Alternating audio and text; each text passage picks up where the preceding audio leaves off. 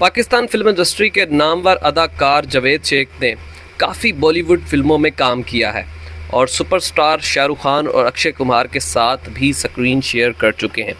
एक निजी talk show में गुफ्तगू करते हुए जावेद शेख ने मुख्तलिफ बॉलीवुड अदाकारों के साथ काम के तजर्बे को शेयर करते हुए बताया कि एक मरतबा अक्षय कुमार ने शरारत करते हुए इन पर चोरी का इल्ज़ाम लगाया था।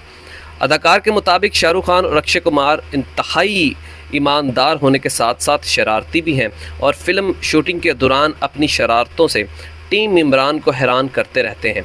जावेद शेख ने बताया कि मेरे पास एक सोने की घड़ी थी जिसने अक्षय कुमार की तवज्जो हासिल की। चुनांचे अक्षय कुमार ने मज़ाहिया अंदाज में यूं अदाकारी की कि जैसे ये घड़ी इसकी हो और मैंने चोरी कर ली है। और इनका कहना था कि अक्षय कुमार ने इस मौके पर मुलाजिम लड़के पर चीखते हुए कहा कि इसने अदाकार को घड़ी जावेद शेख को क्यों दी है। जावेद शेख के मुताबिक अक्षय कुमार के मजाक से चंद लम्हों के लिए टीम मेंबरान हैरान हो गए, लेकिन फिर प्रैंक समझ आने पर इनके कहके छूट गए थे।